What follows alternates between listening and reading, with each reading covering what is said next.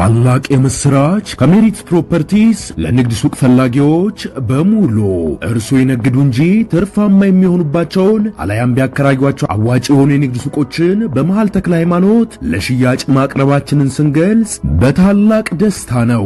ሜሪትስ ፕሮፐርቲ ከሰፊ ካሬ አማራጭ ጋር ከ14 ካሬ እስከ 40 ካሬ የንግድ ሱቆችን ከ3.8 ሚሊዮን ብር አጠቃላይ ክፍያ ጀምሮ እንዲሁም ቀድሞ ለሚመጡ ውስን ደንበኞች በ3 ወር ጊዜ ውስጥ የሚረከባቸውን ስራ ማላመጃ የንግድ ሱቆችን ከነጻ ስጦታ ጋር ይዘንሎት ቀርበናል። እንዲሁም የመኖሪያ አፓርትመንቶችን ለምትፈልጉ ውድ ደንበኞቻችን ሜሪትስ ፕሮፐርቲ አራዳ ፓርክ ፊት ለፊት ከባለ 1 እስከ ባለ 3 መኝታ አፓርትመንቶችን ከ30% ታላቅ ቅናሽ ጋር ይዘንሎት ቀርበናል። ታዲያ ይህ የማይደገም ዕድል ሳያመልጦ ከታች ባለው ስልክ ይደውሉ።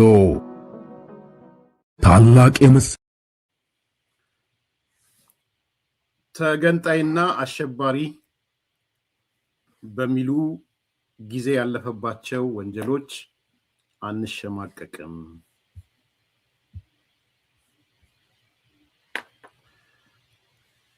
ማን ይናገር የነበረ? ወደ ሁለተኛው ርዕስ ተሸጋግረናል። አዲስ ኮምፓሶች ወደ ሁለተኛው ርዕስ ተሸጋገሩ።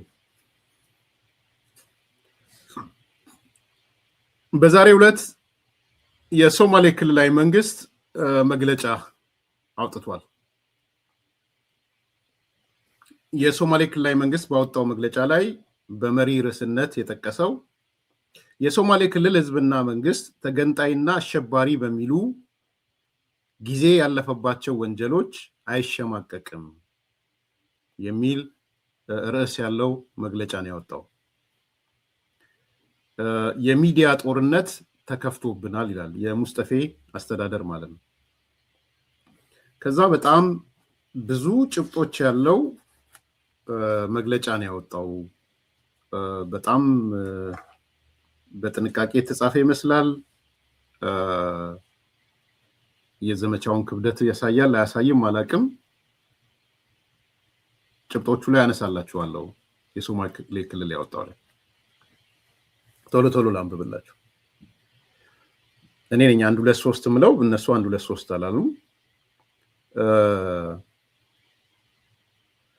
ለዘመናት ከመሃል ፖለቲካ ሆን ተብለን ተገለን እና ከሀገሪቱ ኢኮኖሚ ፍትሃዊ ተጠቃሚ ሳይሆን የኖረው የሶማሌ ህዝብ በአሁን ሰዓት በመሃል ፖለቲካና የኢኮኖሚ ያለው ተሳትፎ ከመቼውም ጊዜ በላይ ከፍ ማለቱ የማይካድ ሀቅ ነው ይላል። ወደ መሃል ፖለቲካ መተናል፣ ወደ መሃል ኢኮኖሚ መተናል ነው የሚለው። ሁለተኛ፣ ይሁን እንጂ ትላንትና ስልጣን ላይ በነበሩበት ጊዜ ህዝባችንን ለመጨፍጨፍ፣ ሴቶቻችንን በጅምላ ለመድፈርና ሀብቶቻችንን ለመበዝበዝ ተገንጣይና አሸባሪ የሚል ታፔላ ለጥፈው ዘግናኝ የሰብአዊ መብት ጥሰቶችና የዘር ማጥፋት ወንጀሎችን በህዝባችን ላይ የፈጸሙት ጸረ ኢትዮጵያዊ ዘረኛና ጽንፈኛ ኃይሎች ዛሬም ያንኑ የትናንቱን ወንጀል በማስተጋባት በሶማሌ ክልል መንግስትና አመራር ላይ ሰፊ የስም ማጥፋት ዘመቻ ማካሄዱን ተያይዘውታል ይላል። በጣም ከባድ ቃላቶች ናቸው። ትላንት ስልጣን ላይ በነበሩ ሰዓት ተገንጣይ እያሉ ሲያስፈራሩን፣ አሸባሪ እያሉ ሲያስፈራሩን የነበሩ በህዝባችን ላይ ደግሞ የዘር ማጥፋት ወንጀል የፈጸሙ ጸረ ኢትዮጵያ ኃይሎች፣ ዘረኞች፣ ጽንፈኛ ኃይሎች አሁን ተገልብጠው በእኛ ላይ የስም ማጥፋት ዘመቻ ከፍተዋል ነው የሚለው። ይሄን የሚለው ማን ነው? የሶማሌ ክልል መንግስት ነው። የሶማሊያ ክልላዊ መንግስት ማለት ነው።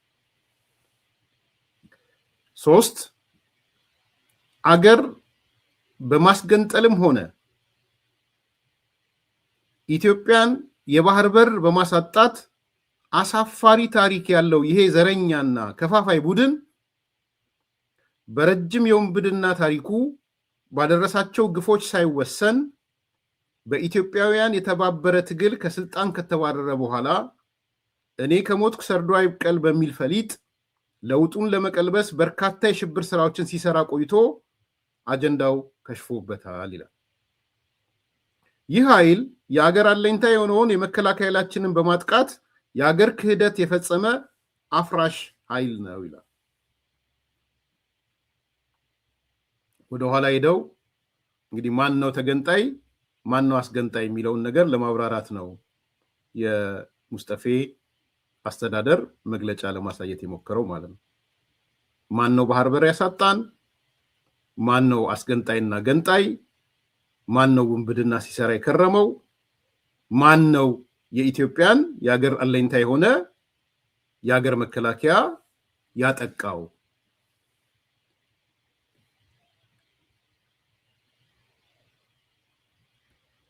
ይሄ ሶስተኛው ነጥብ ነው። ሶስተኛው ነጥብ ይሄ ነው። አራተኛ የሚያነሱት ምንድነው?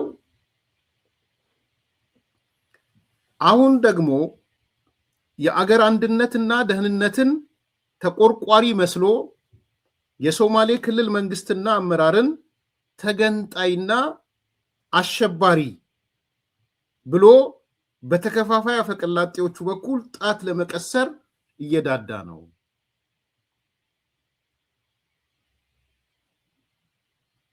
አምስተኛ ተገንጣይ ብንሆን ኖሮ ይላል። ተጠያቂ ያቀርባሉ። ከዛ በኋላ በመግለጫቸው ላይ ተጠየቅም እንደሚያቀርቡት ተጠያየቅ ነው የሚባለው አይደለ? በመግለጫቸው ላይ እኛ ባለፉት 7 ዓመታት ይላሉ። የሶማሌ ክልላዊ መንግስት ነው። ባለፉት 7 ዓመታት ተገንጣይ ብንሆን ኖሮ ይላል ክልላችንን የብሔሮችና የሃይማኖቶች መቻቻል ተምሳሌት እናደርጋት ነበረ ወይ? መልሱልን ነው። እናንተ እንደምትሉት ተገንጣይ ብንሆን ኖሮ አሸባሪ ብንሆን ኖሮ ያለፈው 7 ዓመት የሶማሌ ክልልን የብሔርና የሃይማኖት መቻቻል ተምሳሌት እናደርጋት ነበረ ወይ? አንድ አሁንም ተጠየቅ ይላሉ። እኛ ተገንጣይ ብንሆን ኖሮ አሸባሪ ብንሆን ኖሮ የአገራችን የምስራቅ ድንበርን በልጆቻችን ደምና አጥንት እናስከብር ነበረ ወይ? በልጆቻችን ደምና አጥንት ነው የምስራቅ ኢትዮጵያን እያስከበርን ያለነው ይላሉ። ሁለተኛው ነጥብ እሱ ነው። እኛ ተገንጣይ ብንሆን ኖሮ አሸባሪ ብንሆን ኖሮ ለረጅም ጊዜ የተዘራውን በህዝቦች መካከል የቆየ መጠራጠሮች፣ ኢፍትሃዊ ፍረጃዎች፣ ስሁት ትርክቶች እንዲስተካከል እናደርግ ነበረ ወይ? ተገንጣይ ብንሆን እነዛን ስሁት ትርክቶች እናስተካክል ነበረ ወይ? መልሱልን ነው እያለ ያሉት። አይ ቲንክ በጣም ጥሩ ጥያቄ፣ ጥሩ መግለጫ ጻፊ ነው የጻፈላቸው። መልሱላቸው። እዚህ ውስጥ ያላችሁም ካላችሁ ወይም የዛ ደጋፊ አካል ካላችሁ ተገንጣይ ያላችሁን አሸባሪ ያላችሁን በየሚዲያዎቹ ኦኬ፣ ተገንጣይ ካላችሁን አሸባሪ ካላችሁን ያለፉት 7 ዓመት እንቅስቃሴዎቻችን ተገንጣይነትን የሚያሳይ ነው ወይ? አሸባሪነትን የሚያሳይ ነው ወይ? ጸረ ህዝብነትን የሚያሳይ ነው ወይ? መልሱልን ብሏቸዋል። እኛ ተገንጣይ ወይም አሸባሪ ብንሆን ኖሮ ዛሬ በማዕከላዊ መንግስት ህግጋት አልገዛም በማለት በግልጽ በሀገሪቱ ፖለቲካና ህገ መንግስታዊ ስርዓቱን ሙሉ በሙሉ ለማፍረስ የሚፍጨረጨረ ኃይል የመሸገው ሶማሌ ነው ወይ?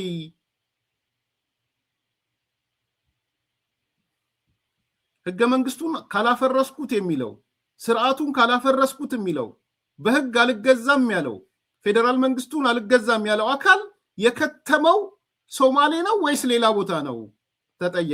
ተጠየቅ ነው የሚባለው አይደል? ተጠየቅ ያነሱ ነው። ስሁት ትርክት ማለት የተሳሳተ ማለት ነው። ልክ ያልሆነ ትርክት ማለት ነው። ጄሉ ለመሆኑ አሉ አሁንም ተጠየቅ በተቀንጣይ የሚታወቀው ማን ነው? ለመሆኑ በገንጣይነት የሚታወቀው ማን ነው? ለመሆኑ ኢትዮጵያን በዘር በመከፋፈል የሚታወቀው ማን ነው? መልሱላቸው። ክልላዊ መንግስቱ ነው መግለጫ ያወጣው። ማን ነው ተገንጣይ? ማን ነው ገንጣይ? ማን ነው ሲያስገነጥል የነበረ? ማን ነው ሲገነጠል የነበረ? ታሪክ ቆሻሻ ታሪክ ያለው ማን ነው? ኢትዮጵያንስ በዘር የከፋፈላት ማን ነው? ተው እንጂ ያሉ ይሄ ኃይል በየትኛው ሞራል ነው እኛን በገንጣይነትና አሸባሪነት የሚከሰን?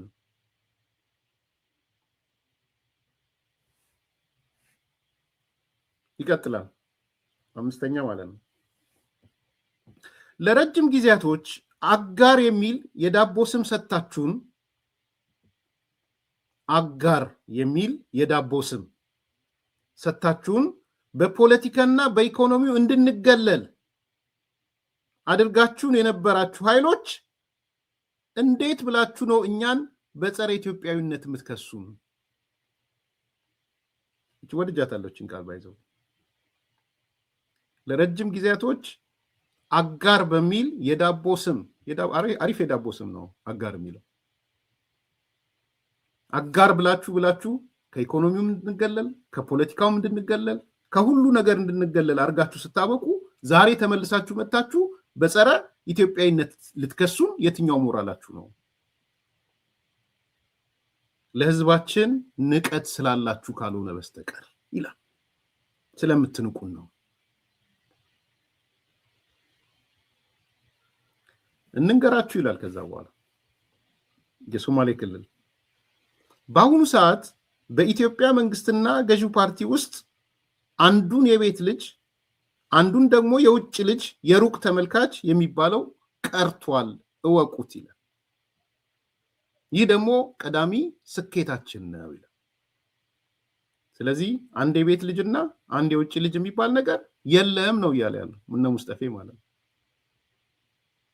ከዚህ በኋላ የዳር የመሃል የሚባል ነገር የለም።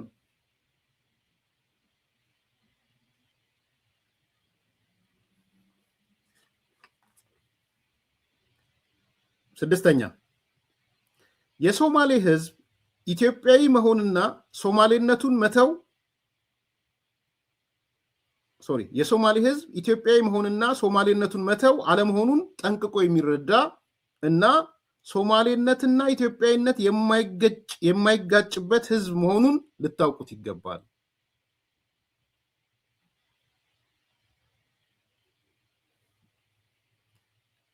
ልታውቁት ይገባል። በሶማሊኛ እቺ ተለመዳ የተረታችሁ ነው። በሶማሊኛ የሚናገሩት ሌላ፣ በአማርኛ የሚናገሩት ሌላ እያላችሁ የምትኖሩት እዛው በጸበለ። አሁን ከዚህ ጋር ቻሌንጅ አድርግ ነው የተባልከው። ፈረጃችሁን በሚዲያዎቻችሁ ተንቀሳቀሳችሁብን፣ ተገንጣይ ያላችሁን፣ ወንበዴ ያላችሁን፣ ሽብርተኛ ያላችሁን። ማን ነው ተገንጣይ? ማን ነው አስገንጣይ? ማን ነው ሽብርተኛ? ማን ነው የሀገር ህግ የማይከበር እያሉ እየጠየቋችሁ ነው። መልሱ። ይሄን ይልቁንስ ይኸው በአማርኛ የተናገሩትን ይዤላችሁ መጥቻለሁ። አሁን ቻሌንጅ ማድረግ ከተፈለገ እነዚህ ሰዎች እንደ መንግስት መግለጫ ወጥተዋል። መግለጫው ልክ ነው፣ ልክ አይደለም፣ ይዘቱ ልክ ነው፣ ይዘቱ ልክ አይደለም። እኔ እሱን ነው የማየው። ይዘቱ ላይ ነው መከራከር ያለብን እና የሶማሌ ህዝብ ኢትዮጵያዊ መሆን ማለት ሶማሌነቱን መተው አይደለም። ለሶማሌ ኢትዮጵያዊነትና ሶማሌነት አይጋጭበትም። ይህን ልታውቁት ይገባል ነው እያለ አሰፋ ጫቦን ያመጡት። ጋሞነቴና ኢትዮጵያዊነቴ ተጋጭተውብኝ አያውቁም ያለው ማለት ነው። ነፍሳቸውን ይማርና አቶ አሰፋ ጫቦ።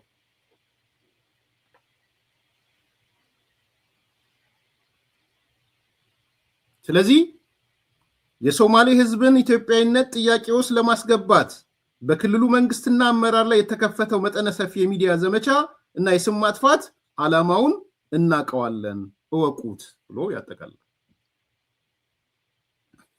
በጣም ጠንካራ መግለጫ ነው እውነት ለመናገር። ቻሌንጅ የምታደርጉ ሰዎች ካላችሁ በይዘቱ ላይ ቻሌንጅ አድርጉ።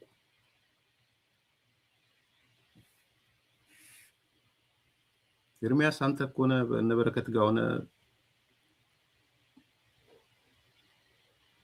አጋር የምትላቸው የነበረው አዎ ልክ ነህ፣ እውነትን ነው።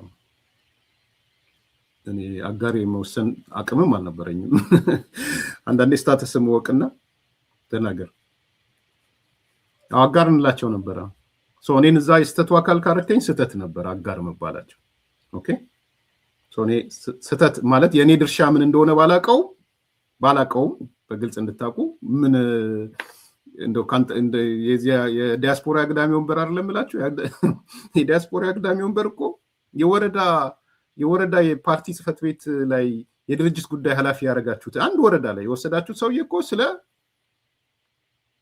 ከከሊ ጋር ተገናኝተን ከበረከት ጋር ተገናኝተን ከምናም ጋር ተገናኝተን ያለ እኮ የሚተነትንበት ሀገር እኮ ነው ዲያስፖራ ማለት ግን አንዳንዴ ስቃለው በጣም ምክንያቱም አንዳንዶቹ የመደብናቸው በክርክር ወረዳ የድርጅት ኃላፊ የድርጅት ጉዳይ የድርጅት እኮ ነው ይሁኑ ብለን የተከራከርናቸው ሰዎች ራሳቸውን ሰማይ ሰቅለው ከከሊ ጋር ሲሉ ትንሽ ይገርመኛል እውነት ለመናገር ማለት ይሄ ነው ዲያስፖራ አግዳሚ ወንበር ነው በጣም ወቁ አግዳሚ ወንበር ማለት ሁሉን እኩል የሚያደርግ ማለት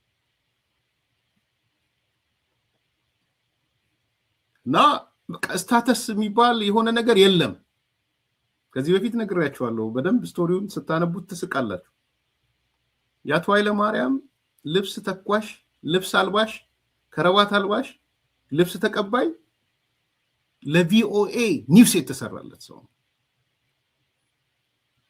በዶቼ ቬሌ ኒውስ የተሰራለት ሰው ሲከዳ ስራው እኮ አንድ ነው አቶ ኃይለ ማርያምን ከረባት ያለብሰዋል ከረባቱን ያወልቅለታል ከረባቱን ይተኩሳል ልብሶቹን ያመቻቻል ፖለቲካ ምን ዝርዝር አታስገቡኛው እነ ቪኦኤ ግን ቮይስ ኦፍ አሜሪካ እነ ዶቼ ቬሌ የጀርመን ድምጽ ምን ብሎ ዜና ሰራ ስርዓቱ አደጋ ውስጥ ወደቀ ትልቁ የፕሮቶኮል ሹም አገር ጥለው ተሰደዱ ድምጻቸው ሁሉ ቀርቦ ማለት አስቀም እንዲህ ነው ዲያስፖራ ባይዘው የዲያስፖራ ቲፒካል ምልክት ነው ሰሞኑን የዲያስፖራ ክርክሮች አያለው ከዚህ ከዲያቆን ዳንኤል ግብረት ጋር ተያይዞ እኔ እሱን ሐሳብ እየደገፍኩ አይደለም ግን ወደ ኋላ ግን ዞር ብላችሁ ያንዳንዳችሁ ተመልከቱ ምን ዲያስፖራው ምን አይነት ፖለቲካ ሲያራምድ ነበር ብላችሁ ተመልከቱ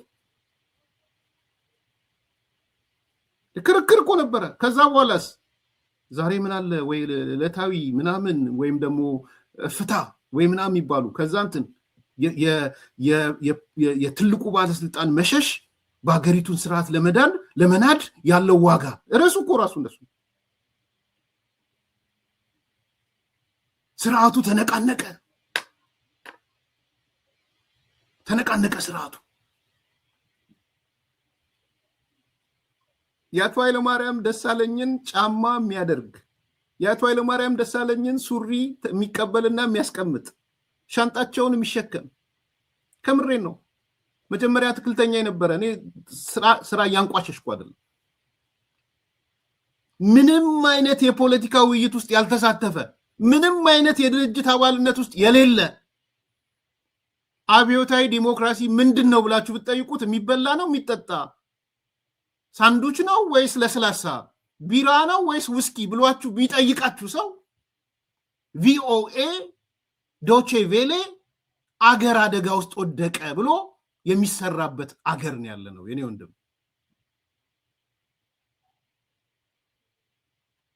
ይሄ ነው ፖለቲካ የዲያስፖራ ፖለቲካ ይሄ ነው አትሸሽጉ ምን አይነት ነው ዲያስፖራው ስንላችሁ እኔ ልትዘምቱብኝ ሞክራችኋል አግዳሚ ወንበር ነው አለ ምናምን ብላችሁ አይቻለው እነ ዳግማይ ምናምን ትባል ጋዜጠኛን ጨምረ ያከብረ ነበር እውነት ለመናገር አሁንም ሌላ ውስጥ አታስገቡ ዲያስፖራውን በጅምላ እኔ አላነሳውም የዲያስፖራ ፖለቲካ ግን የአቶ ኃይለ ማርያም ደሳለኝን ሱሪ አልባሽና አውራጅ ስርዓቱ ይሄ ሰውዬ ስለከዳ ሊነቀነቅ ነው ብሎ ዝግጅት ሰርቶ ዜና ትንታኔ የሚሰራ ውይይት የሚያደርግ ነው ይሄ ነው እውነቱ ዲያስፖራ ይሄ ነው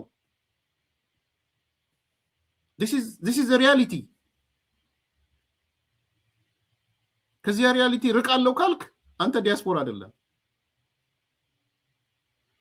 ሄዳችሁ ጎግል አድርጉት በነገራችን ላይ ቪኦኤ ላይ ታገኙታላችሁ ዶቼ ቬለ እኔ ለስራ ፈልጌው ሰሞኑን አግኝቼዋለሁ ዶቼ ቬለ ላይ ክርክር የተካሄደበትን አግኝቼዋለሁ የፕሮቶኮል ሹሙ አገር በመልቀቁ ስርዓቱ ላይ የሚያካስተው አደጋ ተብሎ ማለት ነው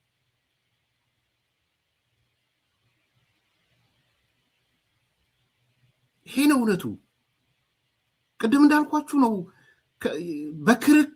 በክርክር የወረዳ ግድ የለም ወረዳ ላይ ድርጅት ይሁን ብለን ተከራክረን የወረዳ ድርጅት ያደረግነው ሰው ዛሬ እንደ አግዳሚ ወንበር እኩል ቁጭ ብሎ መለስን አግኝቸው እንትናን አግኝቸው ምናምን ሲላችሁ ትሰማላችሁ። ዲያስፖራ ስለመጣ እና አይ ቲንክ እንደዛ ብዙ እንትን አትበሉ ብዬ ነው።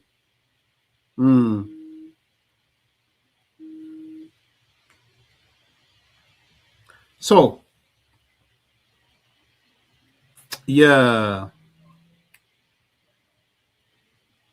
የሶማሌ ክልል የተጻፈውን አንብቦ የተጻፈው ልክ ነው ልክ አይደለም?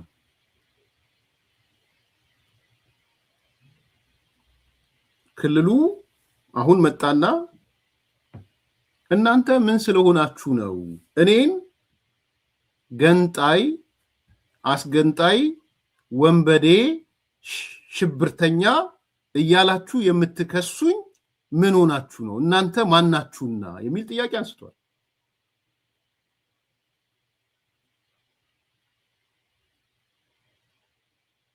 አሁን መልሱለት፣ ወደ ሪያሊቲው ነው። በተገንጣይ የሚታወቀው ማን ነው? በገንጣይ የሚታወቀው ማን ነው? ኢትዮጵያን በዘር መከፋፈል የሚታወቀው ማን ነው? አጋር የሚል የዳቦ ስም ሰጥቶ የሶማሌን ህዝብ ከኢትዮጵያ ፖለቲካ ከኢትዮጵያ ኢኮኖሚ ሲያገለው የነበረው ማን ነው?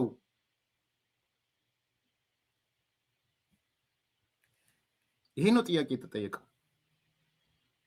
ቀጥሎስ እኛ ገንጣይ ብንሆን ኖሮ አይ ቲንክ እኔ ኢምፖርታንት የሚመስለኝ ሁላችንም አስተያየት ብንሰጥበት ደስ የሚለኝ ተጠየቅ ብለው ያቀረቡትን ነው። እኔ ነኝ ተጠየቅ ያልኩት። ያለፉት 7 ዓመት ጉዟችን ተገንጣይነትን ሽብርተኝነትን የሚያሳይ ነው ወይ? መልሱልን እስቲ። እኔ በተለይ እንደው እኔ ከልቤ ነው የምጠይቃችሁ። ህሊና አላችሁ የላችሁም በሚል ውስጥ እዛ ውስጥ መግባት አልፈልግም። የአማራ ብሔርተኞች ይሄን ጥያቄ መልሱለት። ለሶማሌ ክልላዊ መንግስት መልሱለት። የአማራ ብሔርተኞች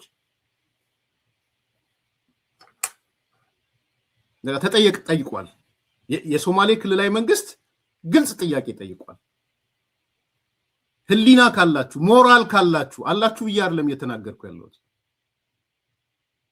ዘረኝነት ውስጥ የገባ ሰው ሞራል የለውም። ግልጽ እንድትሆኑ ዘረኝነት ሞራል የለውም። ሞራል ቢኖረው ኖሮ ትላንትና ጀዋር በመጽሐፍ የጻፈውን ነገር በፌስቡክ አይቃረነውም ነበር። ሞራል ቢኖረው ኖሮ። ብሔርተኛ እንደዛ፣ ዘረኛ እንደዛ። ሞራል ቫሊዩስ የሚባል የለው። ግን ጠየቁ። እነዚህ ሰዎች በመግለጫ ነው የጠየቁት።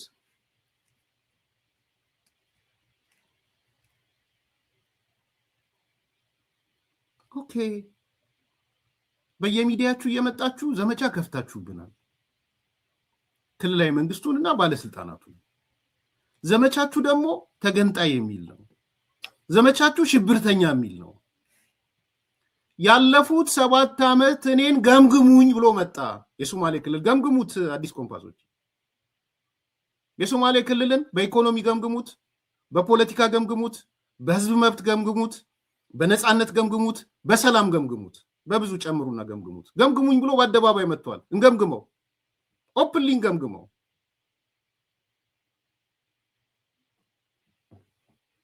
ከዛ የጻፍከው ነገር ስህተት ነው። ሶማሌ ክልል ማለት የቀውስ ማዕከል ናት፣ ሰዎች የሚገደሉባት ናት፣ ጄሎ ጋዴን ያለው በፖለቲካ ምክንያት የሚታሰሩ ያሉት፣ ኢኮኖሚ የለም፣ ልማት የለም፣ እስር ቤት ነው ብለን እንበለው። ወይም ደግሞ አይን ካለንና ምናምነው ነገርና ያየነው ነገር ካለ በተቃራኒው እናንሳ። እነዚህ ሰዎች በይፋ ገምግሙን ብለው መጥተዋል። ዘመቻ ተከፍቶብናል።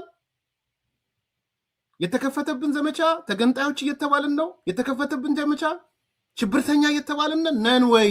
ወይስ ይሄን የሚለን አካል ነው ወይ ሽብርተኛ እያሉ?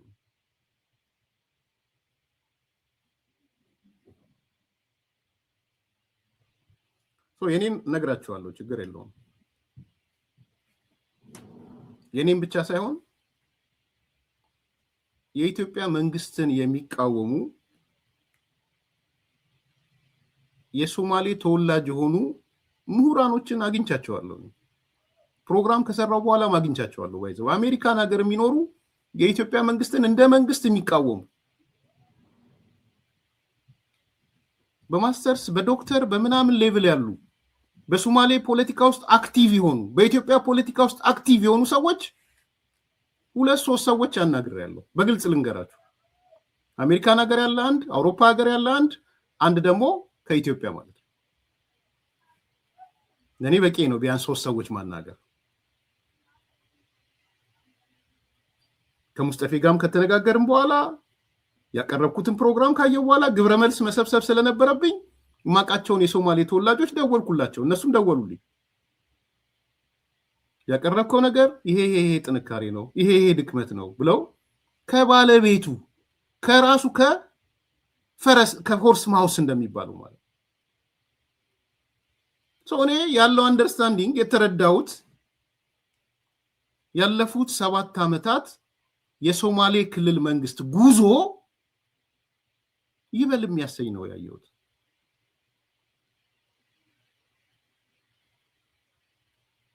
አንደኛ ከሰላም አንፃር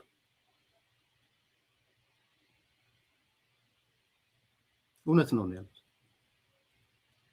ዛሬ ሶማሌ ክልል የሰላም ስጋት ወጥቼ ገባ ይሆን ሰርቼ ወደ ቤቴ መለስ ይሆን እንደዚህ የሚባል ስጋት የለም።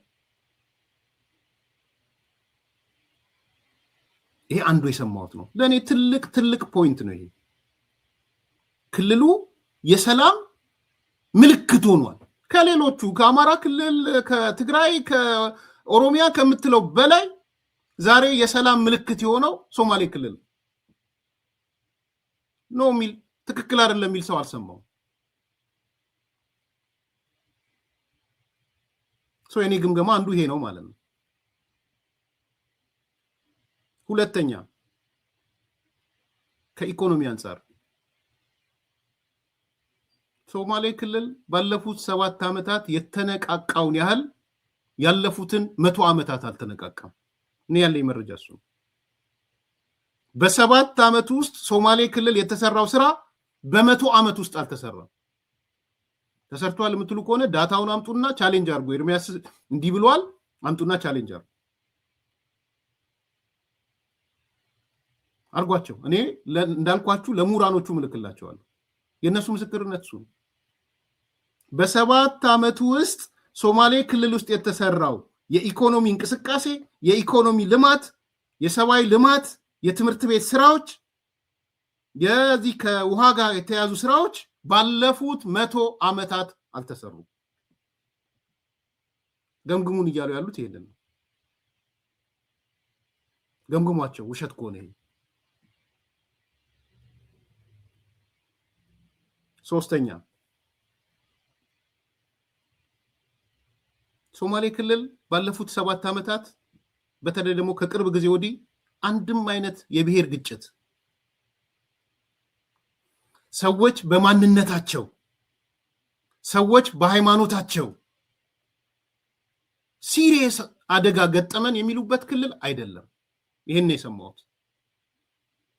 ኦርቶዶክስ ሆነ መኖር ትችላለህ፣ ክርስቲያን ሆነ መኖር ትችላለህ፣ ፕሮቴስታንት ሆነ መኖር ትችላለህ። እንደዛ ነበር የነበረው በፊት።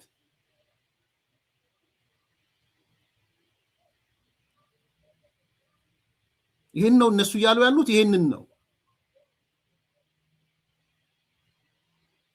ገምግሙን። ሰዎች በማንነታቸው የሚታሰሩበት፣ የሚቀጡበት፣ የሚታፈኑበት ቦታ ነው ወይ ሶማሌ ክልል ያለፉት 7 ዓመታት? ሰዎች በሃይማኖታቸው አምልኮ እንዳያረጉ የሚደረግበት ነው ወይ ሶማሌ ክልል? ገምግሙን ይላል። ገምግሟቸው። እነሱ እንዲህ ነው እኮ መሬት ላይ ያለ ነገር የሚገመገመው በዚህ ነው። እነሱ በድፍረት መጥተዋል፣ ደረታቸውን ገልብጠው መጥተዋል። ውሸት ነው። የኢትዮጵያ ኦርቶዶክስ እንደ ቀድሞ ሶማሌ ክልልና ምስራቅ ኢትዮጵያ ላይ በአጠቃላይ እውነት ለመናገር በየቀኑ ቅሬታዋን የምታነሳበት ቦታ ነው? ዛሬ ቤተክርስቲያን አምልኮ አይፈቀድም አልነበረም እንዴ? የምናስታውሰው አይደለም? አምልኮ አይፈቀድም ተብሎ የተዘጉ ቤተክርስቲያኖች አልነበሩም ሶማሌ ክልል?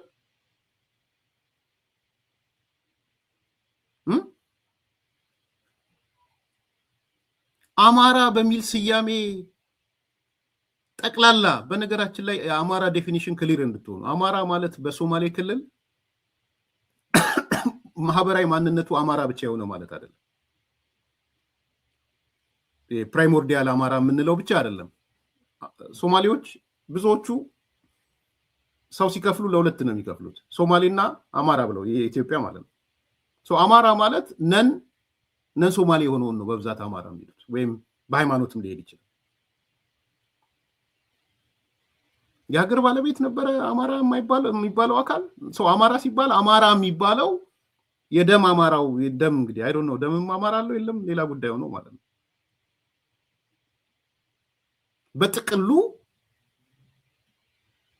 በጥቅሉ የአማራ ብለው እነሱ የሚገልጹት ወደ ኃላፊነትም ወደ ቢሮክራሲውም ወደ ምንም ሲያስገቡ ክሊር እንድትሆኑ ቢሮክራሲ ውስጥ አስገብተናል ብለውናል። ያ ማለት ምንድነው? ኦሮሞ የሶማሌ ክልል ቢሮክራሲ ውስጥ ታገኙታላችሁ። ኦሮሞን፣ ወላይታን ታገኙታላችሁ፣ ጉራጌን ታገኙታላችሁ፣ ሶማሌን ታገኙታላችሁ። ሶማሌ ያው ሶማሌ ነው። ስለዚህ ዘ ዴፊኒሽን ኦፍ አማራም ክሊር ሆኑ። ግን ግድ የለም እሱንም እንተውና ፕራይሞርዲያሊ የሚባለው አማራ የሚባለውም ካለ የነበረውን አደገኛ ስሁት ትርክት አስቀርተናል ብለው መጥተዋል። አላስቀራችሁም። አሁንም ሶማሌ ክልል ላይ አማራ በመጥፎ ነው የሚታየው የምትሉ ከሆነ መስክሩ፣ ውጡና ውሸት ነው በሉና ውጡ።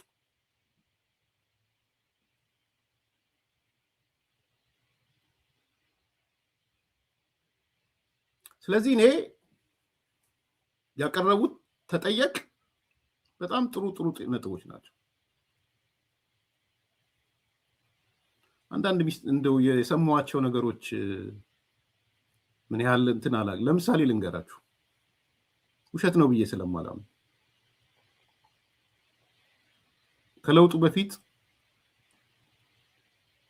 ጥፋት የደረሰባቸው ቴንኪው ጄሉ ጥፋት የደረሰባቸው ወንጀል የተፈጸመባቸው ሶማሌዎች እና አማራዎች ብሎ ለዩ። አሁን የአማራ ዴፊኒሽን ላይ ተስማምተናል፣ እምነት ተቋማትን ጨምሮ ማለት ነው። ከዛ በካቢኔ የወሰኑትን ነው የሰማሁት። እነሱ ቢናገሩት ደስ ይለኝ ነበር፣ ግን ሰምቼ መቆም ስለማልፈልግ ነው። ካሳ ሲከፍሉ ሶማሌ ክልል ካሳ ሲከፍል ካሳ የከፈለው አማራ ለተባሉት ነው ካሳ የከፈለው። ባይዘው ያለኝ መረጃ እሱ ኤርሚያስ ይሄን ተናግሯል ብላችሁ ከፈለጋችሁ ቼክ አድርጉ ይሉና ቁጭ ብለው ነው ለሶማሌውማ ካሳ አንከፍልም፣ ለሶማሌ ካሳ አንከፍልም፣ ካሳ የምንከፍለው ለአማራው ነው። አማራ ማለት ዴፊኒሽኑን ተስማምተናል። እነሱ የሚሉት ኦሮሞ ሊሆን ይችላል፣ ሲዳማ ሊሆን ይችላል፣ ኦርቶዶክስ ሊሆን ይችላል፣ ወላይታ ሊሆን ይችላል፣ ጉራጌ ሊሆን ይችላል፣ ወዘተ ወዘተ ማለት ነው። ካሳ እንኳን ሲከፍሉ በካቢኔ ቁጭ ብለው የወሰኑት ለሌላው ነው ካሳ መክፈል ያለብን። አገሬ ነው ብሎ መጥቶ መኖር አለብኝ ብሎ መጥቶ እኛ ጥፋት ካደረስንበት ተጠያቂዎቹ እኛ ነን እንጂ እነሱ ሊሆኑ አይችሉም ብለው በልዩ ሁኔታ ካሳ የከፈሉት ለሌላው ነው።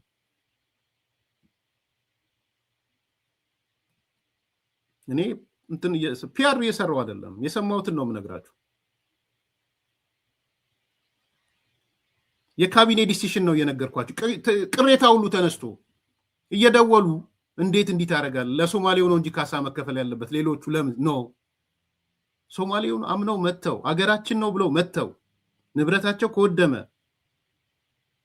ህይወታቸው አደጋ ላይ ከወደቀ ሰውነታቸው አደጋ ላይ ከወደቀ መክፈል ያለበት ሶማሌ እንጂ እነሱ አይደለም ብለው በልዩ ሁኔታ ነው ለሌላ የከፈሉት። እሱን ያለኝ መረጃ።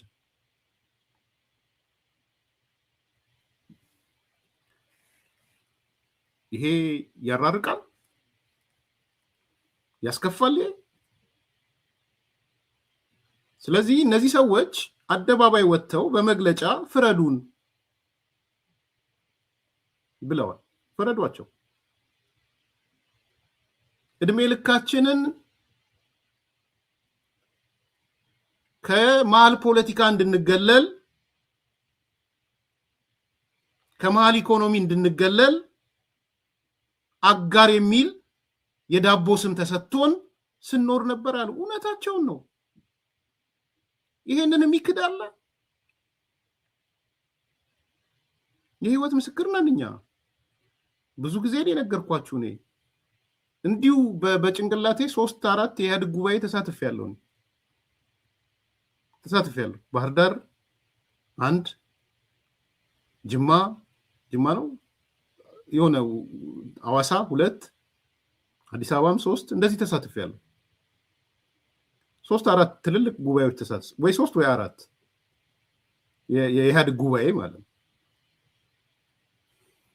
ጉባኤ በተሳተፍኩ ቁጥር እኔ የመጀመሪያ እጅ ወጥቶ ማየው የአምባሳደር ያውን የምክክር ኮሚሽኑ የሆኑት ሰው ማለት ነው። ይሄን ደግሞ ደጋግሜ ነግሬያቸዋለሁ እንዳሰለች እንትኑ ፔኑ ስለሚገባኝ ነው። የመጀመሪያ እጃቸው የሚታየው የአምባሳደር ድሪር እጅ ነው የሚታየው። መሐመድ ድሪር እሺ ድሪር ይላቸዋል አቶ መለስ። እሺ ድሪር ገና እኮ ጉባኤው ከሙዚቃ ከምናምን ፕሮግራሙ ተጀምሯል ተብሎ ጥያቄ ሲባል እጃቸውን ያወጣል መሐመድ ድሪር።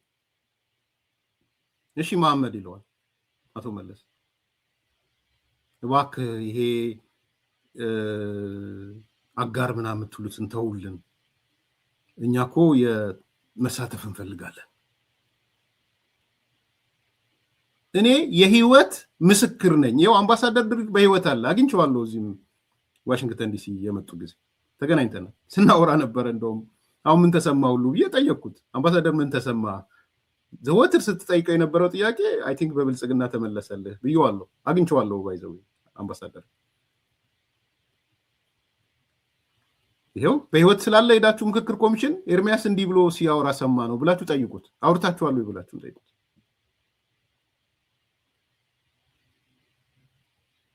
ዘወትር እየመጣ ለምንድነው አጋር የምንባለው? ለምንድነው አጋር የምንባለው?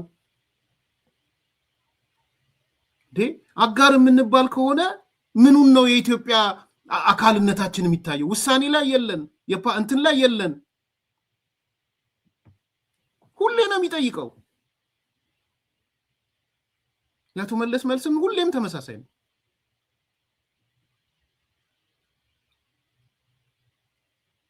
ስለዚህ አትሆኑም የሚል ነው ባጭሩ መልሱ። በቃ አትሆኑም፣ እኛ ጋር ገቡ።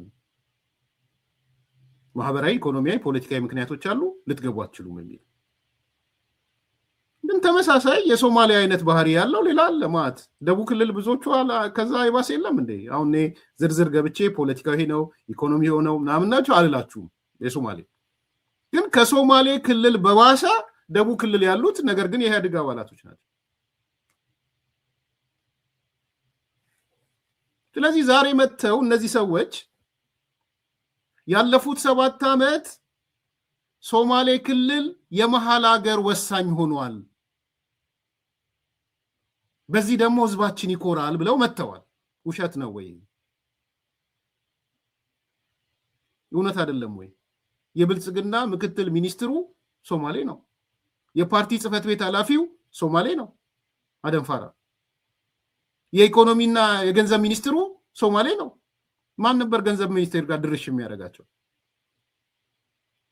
ድርሽ ይሉ ነበረ ገንዘብ ሚኒስቴር ጋር። ቁልፍ እኮ ባይዘው ገንዘብ ሚኒስቴር ቀላል የፓርቲ ጽህፈት ቤት ቀላል እንዳይመስላችሁ።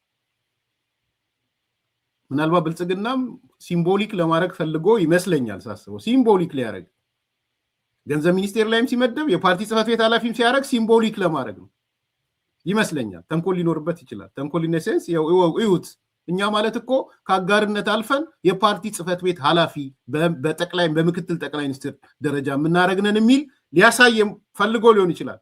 ፖለቲካ አይደል እንጠርጥር እንደዚህ። ስለዚህ ዛሬ የሶማሌ ክልል ነዋሪዎች የዋናው ፓርቲ የጽህፈት ቤት ኃላፊና ጠቅላይ ሚኒስትር ምክትል ጠቅላይ ሚኒስትር ናቸው። አፈ ጉባኤም ሆነው ያውቃሉ። ዛሬ የኢትዮጵያ የገንዘብ ሚኒስትሩ ሶማሌ ነው። ተወደደም ተጠላ ያው ብሔሩ ምንድነው የሚል መለኪያ ስላለ ነው ያነሳለው።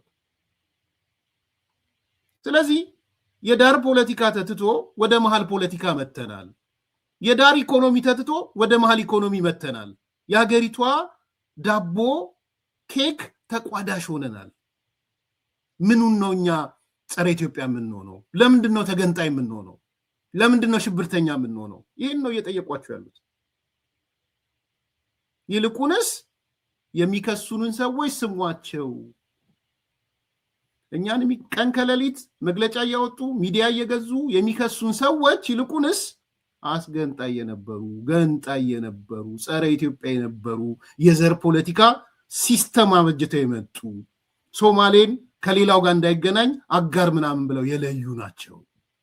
ፍርዱን በአደባባይ ስጡን ብለው ነው የመጡት። የሶማሌ ክልል ስጧቸው። እኔ ሰጥቻለሁ። አይ ቲንክ እኔ እንደው እንደ ማጠቃለያ መውጫ የምፈልገው በሶማሌ ክልል ሰላም መሆን በጣም አብደዋል። በቃ አንዱ የታስበው የነበረው በምስራቁም እሳት እናቀጣጥላለን፣ አማራ ክልል እሳት አቀጣጥለናል፣ ትግራይ ኦልሬዲ ተቀጣጥሏል፣ ኦሮሚያ ላይም የለኮስናቸው አሉ፣ ስለዚህ ሙሉ ኢትዮጵያን እናነዳታለን የሚል ቲፒኤልኤፍ ከሻቢያ ጋር ሆኖ ከግብጽ ጋር ሆኖ ያሰላው ስሌት ነው የነበረው። አሁን ቢሞክሩ በምስራቅ በኩል እሳት መለኮስ አልቻሉ። በቃ ሞከሩ። የግጭት መሰረት የነበረው ቦታ ከግጭት መሰረትነት ወጣ። አሁን የመጨረሻዋን ጥይት እየተኮሱ ነው ያሉት። እኔ ማፍረው አሁንም ቢሆን በጣም ማፍረው ይሄ ለአማራ ብሔርተኛው ነው። እኔ ከምሬን ነው የምላችሁ። በጣም ከናኳቸው ነገር አንዱ የአማራ ብሔርተኛ ትላንትና ምን ሲል ነበረ ስለ ሶማሌ ክልል? እኔ ነኝ እንደ ሙስጠፌ ጀግናችን ስለ ነበርኩት? እኔ ነኝ እንደ ሙስጠፌ ቀጣዩ ጠቅላይ ሚኒስትራችን ስለ ነበርኩት? እኔ ነኝ እንደ ሙስጠፌ ለዘላለም ይኑር ይንገስ ስለ ነበርኩት?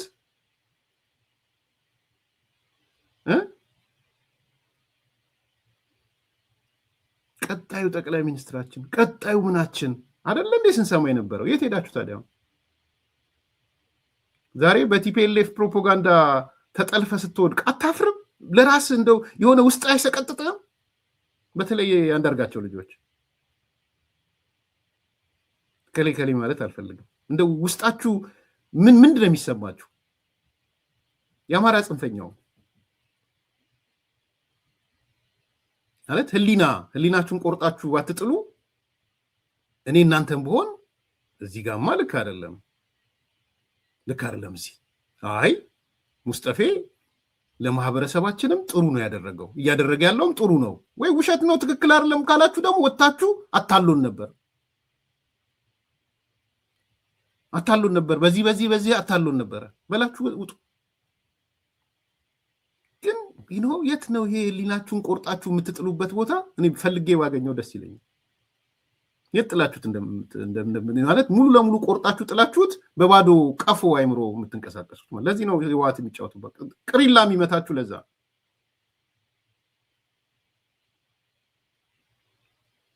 በእናንተ በጣም ነው ማፍረው ከምር። ከሶማሌ ክልል ጋር በተያያዘ ከሙስጠፌ ጋር በተያያዘ እጅግ በጣም በማፍረባችሁ ሰዎች የአማራ ጽንፈኞች ናቸው።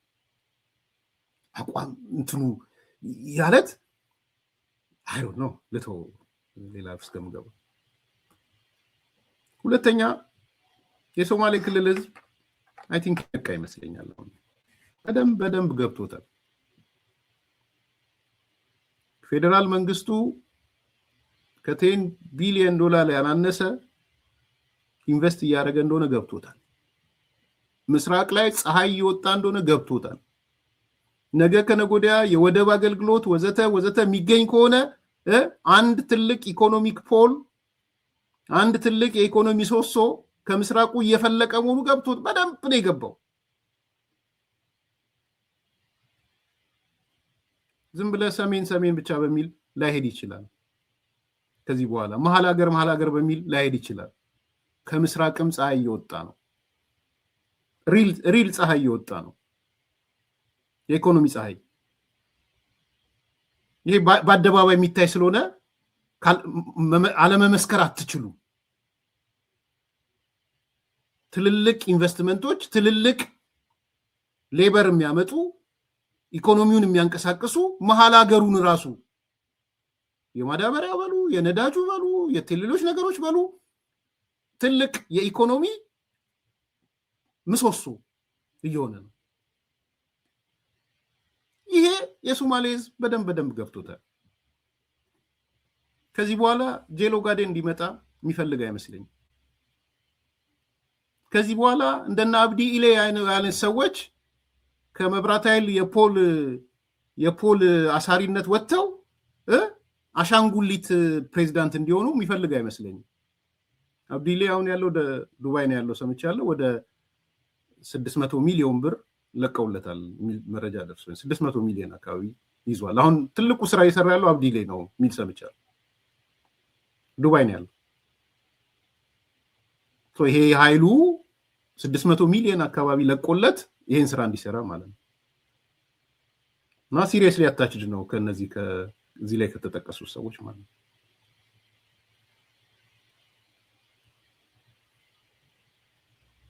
ስለዚህ የሚፈለገው ቲፒኤልኤፍ የሚፈልገው የአብዲ ኢሌ አይነት ሰዎች ከመብራት ኃይል የፖል ስራ ወጥተው መስተዳደር ሆነው ጄሎ ጋዴን እንዲከፈት ነው የሚፈልጉት። ስለዚህ ይሄን ልብ ያለው ልብ ይበል። እውነት ለመናገር መገንጠልን ማን ነው ያሉት ደግሞ ትልቅ ጥያቄ ነው። ከዛ አንፃር በተለይ ከዚህ ከመገንጠል ጋር ተያይዞ ዛሬ የተሰማ መረጃ አለ። እኔ ማን ይናገር የነበረ ማን ያርዳ ያቀበረ እንደሚባለው አንድ ቃለ መጠይቅ አይቼ ነበርና በዛ ቃለ መጠይቅ ላይ የኦህዴድ መስራቹ እና ከፍተኛ አመራር የሆኑት ዮናታን ዲብሳ ከረጅም ጊዜ ዝምታ በኋላ ቃለ መጠይቅ ሰጥተዋል። በጣም የሚታወቁ ሰው ናቸው። መቼም እያንዳንዳችሁ ለ20 ምናምን ዓመት ፖለቲካ ውስጥ ከነበራችሁ ዮናታን ዲብሳ ሲባል ጆሮአችሁ ላይ እልፍ የምትል ሰው ናት። እኚህ ሰው ከመጀመሪያ ጀምሮ ኦህዴድ ሲመሰረት ፌዴሬሽን ምክር ቤት ከሽግግር መንግስቱ ከኦነግ ጋር ተያይዞ ከዛም በኋላ ጠፍተው የሄዱ ከጠፉም በኋላ ወደ ኤርትራ የገቡ ሰው ናቸው። አውሮፓ ሄደው ከአውሮፓ ተመልሰው ኤርትራ ገብተው አሁን ለውጡ ሲባል ወደ ኢትዮጵያ የመጡ ሰው ናቸው አቶ ዮናታን ዲብሳ። ዛሬ አቶ ዮናታን ሁለት አነጋጋሪ ነገሮች ላይ መረጃ ሰጥተዋል። በነገራችን ላይ ሁለቱን ላንሳላችሁና ዮናታን ዴቢሳ ነው ኦቦ ዮናታን ያው ኦቦ የሚለውን አቶ በሚለው ሰዱልኝ ችግር የለም። በጣም የታወቁ ሰው ናቸው። ኢቲቪ ላይ ከቴዲ ጋር ቀርበው ነበረ። እኔ ሁለት ቁም ነገሮች ላይ ዝም ብዬ ሀሳብ ቢሰጡበት እና ብትሰሙት ደስ ያለኝ ምናልባት ከአሁን ካነሳ ነው ጋር የሚተሳሰርም ስለሆነ አያይዘን እናነሳዋለን። አንደኛው የቀድሞ ሰራዊት መፍረስ ጋር የነበረ ብዙ ጊዜ የምነግራችሁን ያነሳሉ። ሁለተኛ ከህርማንኮን ጋር የነበረው ሚስጥር ይናገራሉ። ምክንያቱም በህይወት ያሉ ሰዎች የተናገሩትን መዝግቦ ማስቀመጥ ያስፈልጋል ብዬ ስለማስብ ከባህር በር ጋር ተያይዞ ከወደብ ጋር ተያይዞ ኤርትራ ተስማምታ እንደነበረ የባህር በሩን አያስፈልግም ያሉት እነማን እንደነበሩ አቶ ዮናታን ዲቢሳ ያነሳሉና ዴቢሳ ነው ኦኬ ዛስ ኦኬ ኦቦ ዮናታን ዴቢሳ የሚያነሱት ነገር አለ። እሱን ስሙና እናጠቃላለን። መጀመሪያ ስለ የኢትዮጵያ መከላከያ ሰራዊት የቀድሞ ሰራዊት መፍረስ ጋር ተያይዞ ያለውን ስሙ። ትልቅ ሚስጥር ነው። በዛሁኛ ሁሱኛ ትግል ቀጠሉ መድረክ ላይ ይሄ አመራር ልንገሪ እዚህ ሽግሩ ኦነግ ከእንትን ሲወጣ በዚህ በቤተ መንግስት 15 ቀን ከተወያዩ የውህደት ተወካይ አንዱ ነኝ ስለ ኦነግ ሰራዊት። እኔ በረከት ተወልዴ ቲፒኤልኤፍ ወክሎ በረከት ኢህዴን ወክሎ እኔ ደግሞ ኦፒዲዮን ወክዬ ከኦኤልኤፍ ጋር የሻቢያ ሰዎች ደግሞ አሉ ይሄ እነሱ ጋር ሆነ ለ15 ቀን ነው ተወያየን በቤተ መንግስት ስለ ኦነግ ሰራዊት ከካምፕ እንዲገባ ወደ ካምፕ ገብቶ በአንድ ሀገር ሁለት ሰራዊት መኖር አይችልም። ኦነግም የተንቀሳቀሰ ኢህአዴግም የተንቀሳቀሰ ሀገር ትተራመሳለች። ስለዚህ ካምፕ አስገባ እና ምን ያህል ሰራዊት አለ ተብሎ ተጠይቆ ዝርዝር አውቃለሁ። አብረን 20 ሺህ ሰራዊት እንዳለው 20 ሺህ ሰራዊት አብዛኛው ከደርግ ሸሽቶ ወደሱ ያን ኢህአዴግ ሲገባ ጠበንጃውን እንደያዘ ከደርግ ኦሮሞ የሆነው ሁሉ ሄዶ ኦነግ ተቀላቀለ። ተበትኖም ስለነበረ እዚህ ይሄ ኃይል ደግሞ በምንድን ነው የተቃኘው? በአንድነት የኢትዮጵያ አንድነት ትጠበቅ ነው። የኦነግ ፕሮግራም ደግሞ ምንድን ነው? ኦሮሞ ከኢትዮጵያ ትገንጠል ነው። ይሄ የማይገናኝ ኃይል ነው የተገናኘ። ይህን ቀይሮ አይደለም የያዙት፣ ይህን ለውጡት አይደለም። ዝም ብሎ በኦሮሞነቶች ብቻ ነው አቅፎት ቁጭ ያሉት። ተረዳኸኝ? ስለዚህ ኦነግን ሄዶ የተቀላቀለው ኦሮሞ ሰራዊት ከደርግ የተበተነው ስለ አንድነት አእምሮ የተሞላው ምንድነው? በአንድነት ነው። ስለ ኢትዮጵያ አንድነት ነው የሚያውቁ። ኢትዮጵያ ስለ ገንጣይ ነው። ኦነግን በገንጣይነት ነው የሚያውቁ። ወያኔም በገንጣይነት ነው የሚያውቁ። ሻቢያን በገንጣይነት ነው ተማረ። ሄዶ ግን ምን ሆነ? ኦሮሞ በመሆኑ ብቻ ሄዶ ወደሱ ተቀላቀለ። ይሄን አቅፎ ነው ያዙት እና ይሄ ኃይል ኦነግ ከሽግግሩ ወቅት ሲወጣ አንድ ቀን አልተዋጋም። ወያኔና ሻቢያ አንድ ላይ ሆነው በታተኑት። ይሄን አነሳው ነዛ ለአመራሩ 20 ሺህ ሰራዊት አብረን ቁጭ ብሎ የተወያየንበትን ኃይል በትናችሁ እናንተ በየፈለጋችሁ አቅጣጫ ሸሽታችሁ ወጣችሁ። ያ ኃይል ግን ተመታ። ይሄን ያስመታችሁ ናችሁ። ይሄን ኃይል በትናችሁ የወጣችሁ ናችሁ። ለኦሮሞ ህዝብ ትግል መንፋቀቅና ለችግር መዳረግ ተጠያቂ ናቸው። 4 ዓመት ሙሉ ታገልኩ ብቻዬን። ዴቢሳ የሚለውን ላላርጋ አንብበው ብሎኛል ዳኒ ፉሪ። እሺ አንዳንዴ ከባድ ነው፣ ይገርማል። እኔ ኦሮምኛ አልችልም ባይዘጋገረ። እዚህ ጋር ያለውን ስቶሪ ለታሪክ እንዲቀመጥ ነው ያመጣውላችሁ። በነገራችን ላይ ትልቅ ታሪክ ነው እዚህ ጋር ያለው። እኔ ኦነግ ብቻ አይደለም በዚህ ይቅርታ መጠየቅ ያለበት። ትላንትና ኦነግ ውስጥ የነበሩ ሰዎች በሙሉ ይቅርታ መጠየቅ አለባቸው ብዬ ነው የማምነው። ከዚህ በፊትም ተከራክሬያለሁ። እነ አቶ ሌንጮ ለታን ጨምሮ እነ ዶክተር አሁን ፓርላማ ያሉት እነ ሌንጮ ባቲን ጨምሮ ዶክተር ዲማ ነጎን ጨምሮ ከምር አንዱ በህይወታቸው እኔ ከልቤ ነው የምለው፣ ሁሉም ሰው የራሱ የሆነ ጥፋቶች አሉት። የቀድሞ የኢትዮጵያ መከላከያ ሰራዊት እንዲፈርስ ትልቅ አስተዋጽኦ ከነበራቸው ከህወሓትና ከሻቢያ ቀጥሎ እናቱ ሌንጮ ለታ ናቸው። ይሄንን በይፋ እንደ ድርጅት ወይ እንደ ግለሰብ በጸጸት ይቅርታ ቢጠይቁ ደስ ይለኛል። ሞቲቫቸውን እነግራችኋለሁ፣ ሞቲቫቸው ምን እንደነበረ። እኔም ምናልባት እዛ ውስጥ ብኖር ያንን ሞቲቭ ልጠቀምበት እችል ይሆናል እንደ ስትራቴጂ።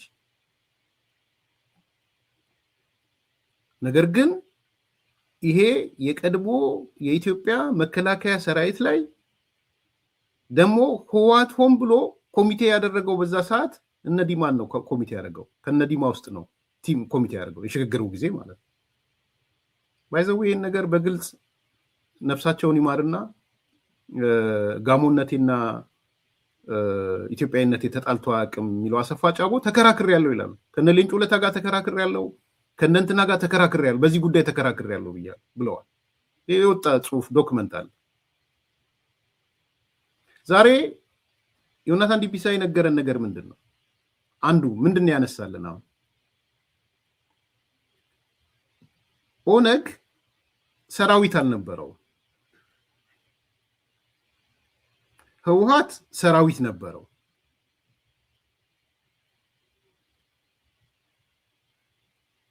ህወሓት ሰራዊት ስለነበረው ኢትዮጵያን የጋራ መከላከያ ሰራዊት ለመመስረት የሚሆን የሆነ ነገር በመዋጮ እንዲያዋጡ ይፈልጋሉ።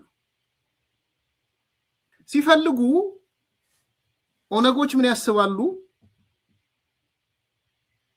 እውነተኛ ታሪክ ነው የምነግራችሁ። እስቲ ኤርሚያስ የሚናገረው ውሸት ነው ይበሉ። ዶክተር ዲማን ጨምሮ፣ አቶ ሌንጮ ባቲን ጨምሮ፣ ሌንጮ ለታን ጨምሮ፣ እነ ዶክተር በያና ሰዋን ጨምሮ ሁሉንም ምን ያስባሉ? የዛኔ ኦኬ እኛ ሰራዊት የለንም፣ የህወሓት ኃይሎች መከላከያ ሊሆኑ ነው፣ ስለዚህ ምን አማራጭ አለን ብለው ሲያዩ የኢትዮጵያ የቀድሞ መከላከያ ሰራዊት አብዛኛው ኦሮሞ ነው። ማንነቱ ማለት ነው እንትኑ ማህበራዊ ማንነቱ አሃ ይሉና ኦኬ መከላከያው ከተበተነ እና በይፋ ይበተን ብለን ከወሰንን እነዛን ኦሮሞዎች መከላከያዎች ለቅመን የቀድሞ ሰራዊት ውስጥ ያሉት ኦሮሞዎችን ለቅመን እናስገባቸዋል። 20 ሺህ ያደረጓቸው በዛ ነው። ስቶሪውን ግልጽ እንድትሆኑ ማለት ነው። ግን አሁን መረጡና ኦሮሞ የሆነውን የቀድሞ መከላከያ ሰራዊት ወይም የቀድሞ ጦር ብለው ምናልባት ክሊር ይሆናል። መከላከያ የሚለው ኮንፊውዝ ካረገ መረጡና ከቀድሞ ጦር ኦሮሞዎቹ መርጠው ኦነግ መለመሏቸው። ቢኮስ አብዛኛው የኢትዮጵያ መከላከያ የኢትዮጵያ ጦር ማንነቱ ኦሮሞ ስለነበረ ማለት ነው። ትልልቆቹ ጀነራል፣ ኮሎኔል ምናምን የምትሏቸው በሙሉ ምን ነበረ? ግን እዚህ ጋር ኦነግ ያጋጠመው ችግር ምንድን ነው? እዚህ ጋር ዛሬ ዮናታን ዲቢሳ የነገሩን ነገር እሳቸው እኔ አውቀዋለሁ እና እንድንታቁት ስለፈለኩ ነው። ሰራዊቱን የመለመሉት በኦሮሞ ማንነቱ ነው እንጂ በፖለቲካ ማንነቱ አይደለም። ለዚህ ነው ማህበራዊ ማንነትና ፖለቲካ ማንነት ይለያያል ብዬ እኔ ደጋግሜ የምናገረው። ለዚህ ነው እኔ ማህበራዊ ማንነቴ በከፊል ኦሮሞ ነው፣ ከፊል አማራ ነኝ። ማህበራዊ ማንነቴ በእናቴ በአባቴ ከተወሰደ፣ ፖለቲካዊ ማንነቴ ግን ኦሮሞም አይደለም አማራም አይደለም። በግልጽ ልንገራችሁ፣ የምትናደዱም ካላችሁ አላቅም፣ የራሳችሁ ጉዳይ ነው። ፖለቲካል አይደንቲቲ እኔ የኦሮሞ ፖለቲካ አይደንቲቲ የለኝም፣ የአማራ ፖለቲካ አይደንቲቲ የለኝም። ፖለቲካ ኦነግ በወቅቱ ማህበራዊ ማንነታቸውን ብቻ ነበረ የተመለከተው። በቃ ኦሮሞ ከሆነ ፖለቲካ ማንነቱም ኦሮሞ ነው ብሎ ማለት ነው።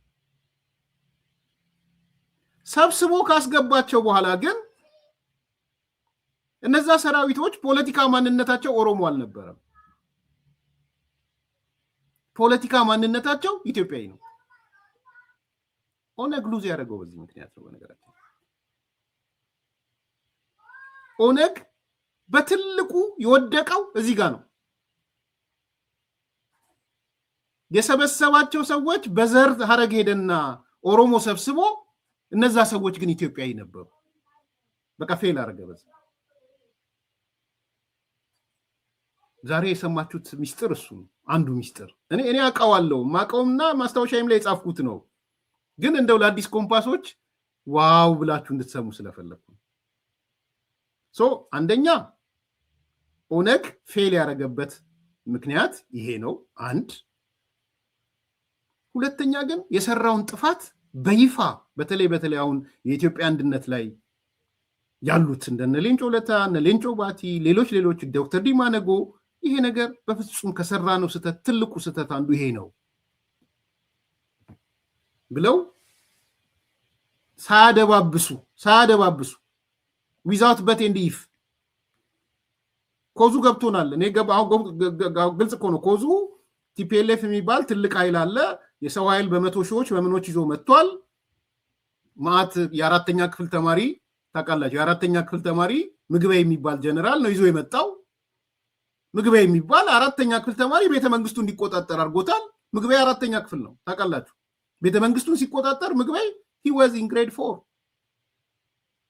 ሶ 4ኛ ክፍል ተማሪም ነው እነሱ ሰብስበው ሰራዊት አድርገው የመጡት። ስለዚህ ለኔ ደግሞ ፕሮፌሽናል ሰዎች አብዛኞቹ የሆኑ እነሱን ብከት እበልጣለሁ፣ የኃይል ሚዛኔ የኔ ይበልጣል የሚል ስትራቴጂ እንደቀረጹ ይገባኛል። ሶ ስትራቴጂያቸው ከነሱ አንፃር ልክ ነው፣ ግን ያ መከላከያ እንዲፈርስ አድርገዋል። ያ መከላከያ እንዲፈርስ ቢያደርጉ ቢሰበስቡትም ግን ማንነቱን ሊቀይሩ አልቻሉም። እዚህ ጋር የምትመለከቱት ትልቁ ቁም ነገር ፖለቲካዊ ማንነትና ማህበራዊ ማንነት የግዴታ አንድና አንድ ላይሆኑ እንደሚችሉ ነው የምታዩት። ሳምበዲ ማህበራዊ ማንነት ኦሮሞ ሆነ ማለት ፖለቲካዊ ማንነት ኦሮሞ ነው ማለት አይደለም። ሳምበዲ ማህበራዊ ማንነቱ አማራ ነው ማለት ፖለቲካዊ ማንነቱ አማራ ነው ማለት አይደለም።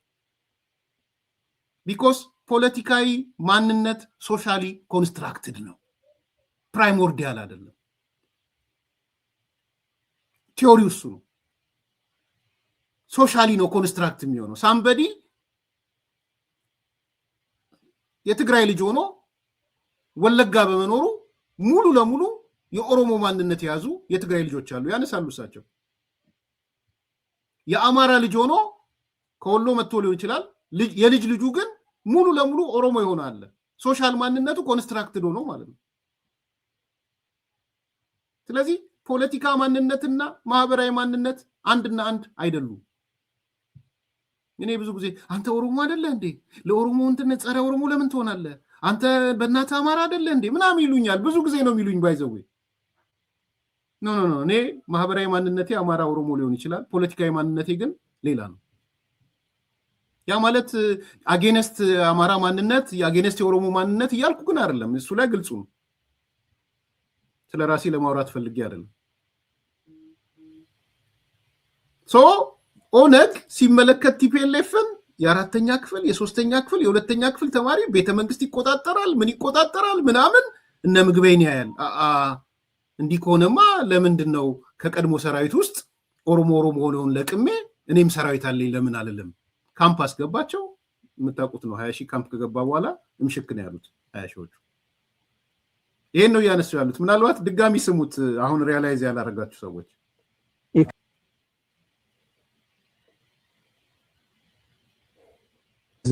በዛ ሁኛ ሁሱኛ ትግል ቀጠልኩ። መድረክ ላይ ይሄ አመራር ልንገሪ፣ እዚህ ሽግሩ ኦነግ ከእንትን ሲወጣ በዚህ በቤተ መንግስት 15 ቀን ከተወያዩ የውህደት ተወካይ አንዱ ነኝ። ስለ ኦነግ ሰራዊት እኔ በረከት ተወልዴ ቲፒኤልኤፍ ወክሎ፣ በረከት ኢህዴን ወክሎ፣ እኔ ደግሞ ኦፒዲዮን ወክዬ ከኦኤልኤፍ ጋር የሻቢያ ሰዎች ደግሞ አሉ። ይሄ እነሱ ጋር ሆነ ለ15 ቀን ነው ተወያየ በቤተ መንግስት ስለ ኦነግ ሰራዊት ከካምፕ እንዲገባ። ወደ ካምፕ ገብቶ በአንድ ሀገር ሁለት ሰራዊት መኖር አይችልም። ኦነግም የተንቀሳቀሰ ኢህአዴግም የተንቀሳቀሰ ሀገር ትተራመሳለች። ስለዚህ ካምፕ አስገባ እና ምን ያህል ሰራዊት አለ ተብሎ ተጠይቆ ዝርዝር አውቃለሁ። አብረን 20 ሺህ ሰራዊት እንዳለው 20 ሺህ ሰራዊት አብዛኛው ከደርግ ሸሽቶ ወደሱ ያን ኢህአዴግ ሲገባ ጠበንጃውን እንደያዘ ከደርግ ኦሮሞ የሆነ ሁሉ ሄዶ ኦነግ ተቀላቀለ። ተበትኖም ስለነበረ እዚህ ይሄ ኃይል ደግሞ በምንድን ነው የተቃኘው? በአንድነት የኢትዮጵያ አንድነት ትጠበቅ ነው። የኦነግ ፕሮግራም ደግሞ ምንድን ነው? ኦሮሞ ከኢትዮጵያ ትገንጠል ነው። ይሄ የማይገናኝ ኃይል ነው የተገናኘ። ይሄን ቀይሮ አይደለም የያዙት፣ ይሄን ለውጡት አይደለም። ዝም ብሎ በኦሮሞነቱ ብቻ ነው አቅፎት ቁጭ ያሉት። ተረዳኸኝ? ስለዚህ ኦነግን ሄዶ የተቀላቀለው ኦሮሞ ሰራዊት ከደርግ የተበተነው ስለ አንድነት አእምሮ የተሞላው ምንድነው? በአንድነት ነው። ስለ ኢትዮጵያ አንድነት ነው የሚያውቁ። ኢትዮጵያ ስለ ገንጣይ ነው። ኦነግን በገንጣይነት ነው የሚያውቁ። ወያኔም በገንጣይነት ነው የሚያውቁ። ሻቢያን በገንጣይነት ነው ተማረው። ሄዶ ግን ምን ሆነ? ኦሮሞ በመሆኑ ብቻ ሄዶ ወደሱ ተቀላቀለ። ይሄን አቅፎ ነው ያዙት እና ይሄ ኃይል ኦነግ ከሽግግሩ ወቅት ሲወጣ አንድ ቀን አልተዋጋም። ወያኔና ሻቢያ አንድ ላይ ሆነው በታተኑት። ይሄን አነሳው ነው እዛ ለአመራሩ 20 ሺህ ሰራዊት አብረን ቁጭ ብሎ የተወያየንበትን ኃይል በትናችሁ እናንተ በየፈለጋችሁ አቅጣጫ ሸሽታችሁ ወጣችሁ። ያ ኃይል ግን ተመታ። ይሄን ያስመታችሁ ናችሁ፣ ይሄን ኃይል በትናችሁ የወጣችሁ ናችሁ። ለኦሮሞ ህዝብ ትግል መንፋቀቅና ለችግር መዳረግ ተጠያቂ ናቸው። 4 ዓመት ሙሉ ታገልኩ ብቻ። አይ ቲንክ ይበቃል። ብዙ ያኔ በጣም አደገኛ ነበረ። እኔ ያስታውሳለሁ በጣም ብሔርተኝነት ጫፍ ረግጦ በየሳምንቱ ወንድሜ ባይሳ በየሳምንቱ ተግባረድ ኦነግ ስብሰባ ይጠራ ነበር በየሳምንቱ እና እኛ በጣም ልጆች ነን። አይ ቲንክ I was grade 9 ምናምን እኛ ታላቆች ነበሩ። በቃ የኛ ሰፈር ትንሽ የኦሮሞ ማንነት ያለው ሰው ይበዛል እና በቃ ተቃጥለው በዚህ በኦነግ ስሜት በጣም መጥፎ ወቅት ነበረ ያ ወቅት እና አስታውሳለሁ። በተለይ ተግባረድ ትምህርት ቤት እናረሳው። እዛ እየሄዱ በሳምንት አንድ ቀን የሆነ ስልጠና ይሁን ትምህርት ነገር አለ ይመጣሉ። ከዛ ቀውጥ ያደርጉት ነበር፣ አካባቢያችን ይረብሹ ነበር እና ምን አይነት ዘረኝነት ተረይቶ እንደነበረ ሳስታውሰው ከባድ ነበር፣ በጣም ከባድ ነበር። ከኛ እድሜ ከፍ ያሉትን እየጠሯቸው ማለት ነው። ኢን ኤኒ ኬዝ አሁን ይሄ እኔ ያመሳ አንደኛ ለታሪክ ነው። የቀድሞ ሰራዊት በመበተን ዙሪያ ኦነግም ድርሻ ነበረው። ግን ከፈለገ ጀስቲፋይ ያርግ፣ ከፈለገ እኛ ምን እናድርግ? ህወሓት እኮ የ4ኛ ክፍል ተማሪ ቤተመንግስት እየተቆጣጠረ በ100,000 ጦር ይዞ እየመጣ እኛ ያለን አማራጭ ፕሮፌሽናል የሆነውን የቀድሞውን የኢትዮጵያ መከላከያ ሰራዊት ኦሮሞን ብቻ መርጠን ማምጣታችን ምክንያት ነበረን፣ ትክክል ነበረ ምክንያታችን ሊሉ ይችላሉ። እኔ እሱ ላይ ችግር የለብኝም። ቢኮዝ እውነትም ስለነበረ እግዚአብሔር ያሳያችሁ። የ4ኛ ክፍል ተማሪ ነው አዲስ አበባን ቤተመንግስት የተቆጣጠረው። እኔ አይደለሁም ይሄን የተናገርኩት፣ ጀነራል አቤ የአየር ኃይሉ ጆቤን የተናገረው። ምግበይ ብሉ ዛሬ ምግበይ የትግራይ ህዝብ ሁሉ ጀነራል ነው ባህላዊ ጀነራል ነው ያለው ከባዶ ተነስቷል ነበር።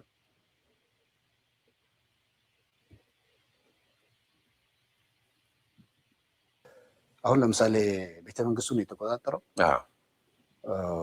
ጀነራል የሆነ በኋላ እሱ አሁን 4ኛ ክፍል ነው የነበረው። ወደ ሜዳ ሲሄድ እሱ ነው ታንኮቹን ምናምን ሁሉ መርቶ ማነስ የሚያደርገው። እና አሁን ይሄ ከተማ ሌላ ውጊያ የሚታማ አልነበረ። ሌሎችም ከተማ ውስጥ ሲሆን እንዴት ሊሆን ይችላል የሚለው ትሬኒንግ ለማድረግ ሞክረን ነበር። ግን ካየናት በኋላ እኛ እንኳን እንደነገጥን እና ግን የሚገርም ነገር የዲሲፕሊን ሲኖር በአንድ በኩል በህዝብ በኩል እዚህ አዲስ አበባ የነበረው ህዝብ የነበረው ጥሩ ሁኔታ ነው። ለምሳሌ እንደ ሌላ ከተሞች ሌላ ሀገሮች ከተሞች ከዮስ ቢፈጠሩ ኑሮ ስቲል ችግር ሊፈጠር ይችል ነበር። ግን ራሱን በራሱ መንገድ ነው ያስተዳድረው። እንዴት ነው ያስተዳድረው አላውቅም። ከተማውና ጀነራል ምግበ ነበር የሚባለው። ጀነራል ምግበ አሁን ከገጠር የመጣ ነው። ተምረዋል፣ እዛው ትንሽ ተምረዋል። ብዙ አይደለም የሜዳ ግን የኮድ ኮንትሮል ቤተመንግስቱን በሙሉ እና ሁልጊዜ አሳብሰዋለሁ። አሁን ገበሬ 4ኛ ክፍል የነበረ ገበሬ መጥተው ስንት ትምህርት የተማሩትን ሰዎች ሲያሸንፍ በፕሮሰሱ የዚህ የትግል አንስሞ እሳቱ ሰዎችን እንዴት እንደሚፈጥር ሰዎችን እንዴት እንደሚገነባ የምገነዝበት ሁኔታ ነው ነበር። ያው ትግሉ ምናምን የሚባለው ኦፍኮርስ ማህበረሰቡ ደርግ ፈርሷል። ዓለም አቀፋዊ ሁኔታ ደርግን አፍርሶታል። ህዝቡ ደርግን ጠልቶታል። የአዲስ አበባ ህዝብ የሚመጣን ለውጥ ለመቀበል ችግር የለውም። ፕሮፌሰር መስፍን እንዳሉት ለውጥ ሲመጣ ይቀበላል በኋላ ላይ ነው እንጂ እና የምግበይ ጥንካሬ ምናምን አይደለም። ግሬድ 4 አሁን እስቲ ይምጣና ይቀበሉት የኢትዮጵያ ህዝብ። ያኔ የነበረው ጥንካሬ ስላለው ምናምን ስለነበረው አይደለም። ግን ዩካን ኢማጂን እኔ ከደርግ አሁን ከኦነግ ጋር ያነጻጸርኩላችሁ። ኦነጎች ይመለከታሉ። የ4ኛ ክፍሉ ምግበይ ቤተመንግስት ተቆጣጠረ። እንደዚህ ጋር የቀድሞ ሰራዊት ውስጥ ኮሎኔሎች፣ ጀነራሎች፣ ሻለቃዎች አሉ። ስለዚህ ለምን ኦሮሞዎቹን አንወስድም ብለው አሉ። ስለዚህ ይሄ እንድታዩት እንድታነጻጽሩት ስለፈለኩኝ ነው። አንደኛ ይሄ ነው። ሁለተኛ እና ማጠቃለያ ዮናታን ዲብሳ ያነሳው ነገር ትልቁን ሚስጥር የምናውቀውን ነው። ከዚህ በፊት በተደጋጋሚ ጋዜጠኛ አብርሃ ነግሮናል። አብርሃ በነገራችን ላይ ኢትዮ ሚዲያ ሄርማን ኮንን ራሱን ነው ኢንተርቪው ያደረገው። በነገራችን ላይ ሄርማን ኮንን አብርሃም የህይወት ምስክር ነው። አብርሃ በላይ ራሱ ሄርማን ኮንን ኢንተርቪው አድርጎት እኛ የባህር በር ውሰዱ ስንላቸው እምቢ ያለን እከሌ ነው ብለዋል። ሄርማን ኮን የሰጡት ምስክር ነው። በህይወት አሉ ሄርማን ኮን ኢንተርቪውም ያለ ይመስለኛል። ዛሬ አንዱ ዮናታን ማን የነበረ ይናገር የሚባለውን ምስክርነት የሰጡበት ነው። እንስማቸው። እንግዲህ ኢህአዴግ የደርግ መንግስት መውደቂያ አካባቢ ያው ደርግ ወርቋል ውጣም ተብሎ ተነግሮታል በአሜሪካኖች። መንግስቱ እንደሚወጣ ተረጋግጧል እና አገሩን መቆጣጠር የሚችለው ኢህአዴግ እንደሆነ ተመስክሯል። እና ይሄ ከተደረገ በኋላ ምንድነው ውይይት ነበር ሎንዶን ላይ ስምምነት፣ የሽግግር ወቅቱን ቻርተር የማጽደቅ ሁሉን ነገር ቀጣይ ኢትዮጵያና ኤርትራ እንዴት መቀጠል እንዳለባቸው የሚደረጉ ነገሮች ውይይቶች ነበሩ። በዚህ ላይ ደግሞ ከኛ ወገን የተሳተፉት ኦኤልኤፍ ተሳትፏል። አቶ ሌንጮ ለታ ነበሩ። ከህወሓት አቶ መለስ ዜናዊ፣ ከሻዕቢያ ደግሞ ፕሬዚደንት ኢሳያስ ነበሩና እዛ ላይ እንግዲህ ሄርማን ኮን ለማስማማት ሰፊ ስራ ሰርቷል። ያኔ ያሉት እሳቸው ኢትዮጵያ ስትጠቀምበት ከነበረው ባህር በር መውጣት የለባትም፣ ትጠቀምበት፣ ለሁለታችሁም የኢኮኖሚ ትስስር ይፈጥራል፣ ለኤርትራም ይጠቅማል፣ ለኢትዮጵያም ይጠቅማል። ኢትዮጵያም ቀደም ሲል ስትጠቀምበት የነበረውን ነገር አታጣም፣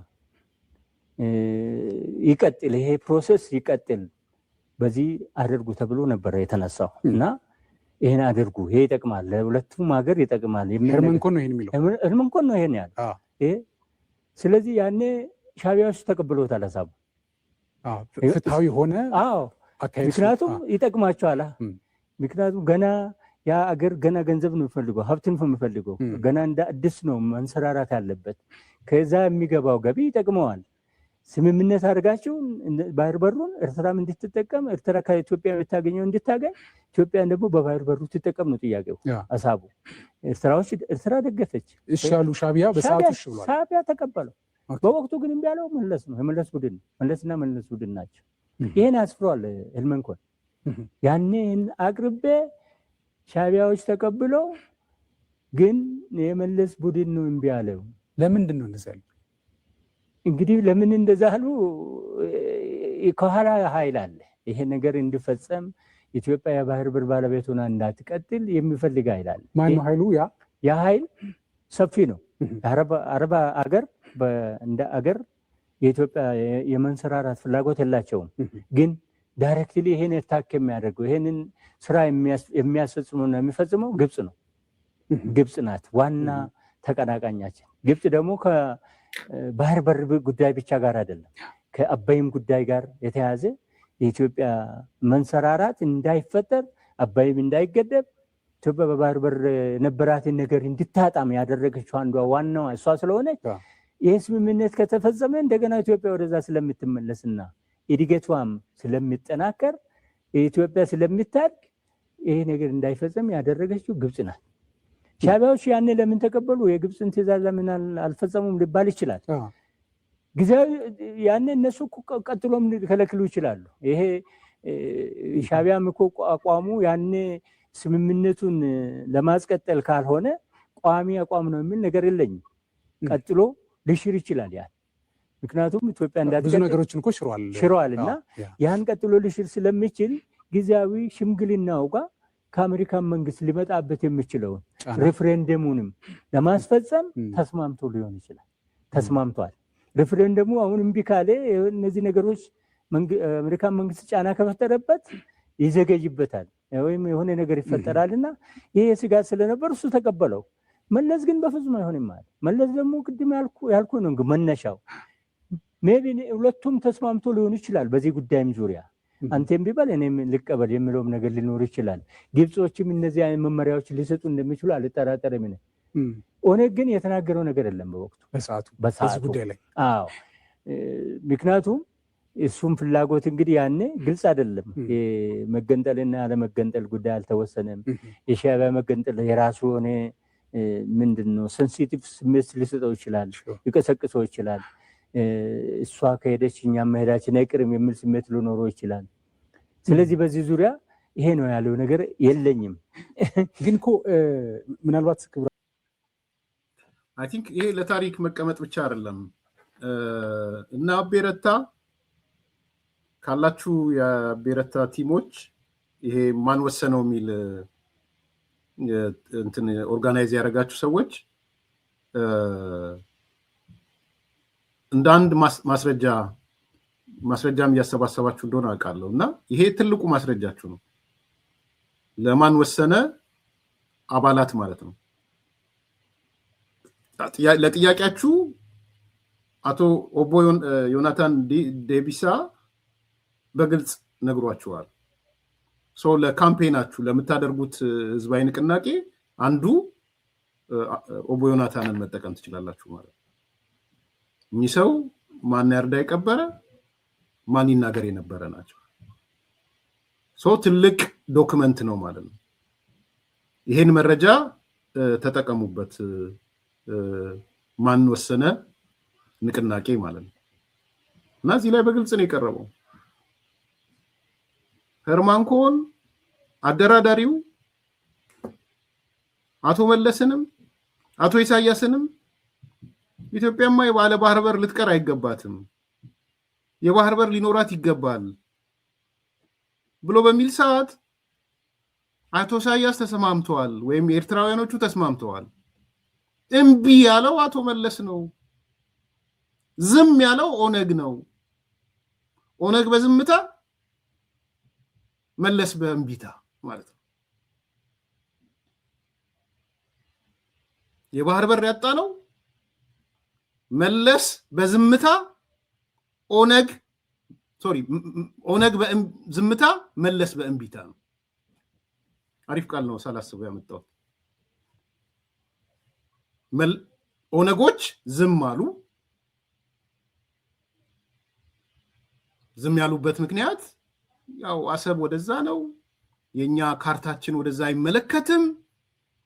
ስለዚህ ኢትዮጵያ ኦሮሞ የምትባል ሀገር እንመሰርታለን፣ ወደብ ከፈለግን እንኳን የአሰብ የምናምን የምጽዋ ሳይሆን እኛ ከታች ካሉት ጋር ነው የሚሆነው፣ ስለዚህ አያገባንም። ኦነግ በዝምታ ተጠያቂ ነው፣ በዝምታ። መለስስ በእምቢታ አያስፈልገንም። አንድ አሜሪካ የምትባል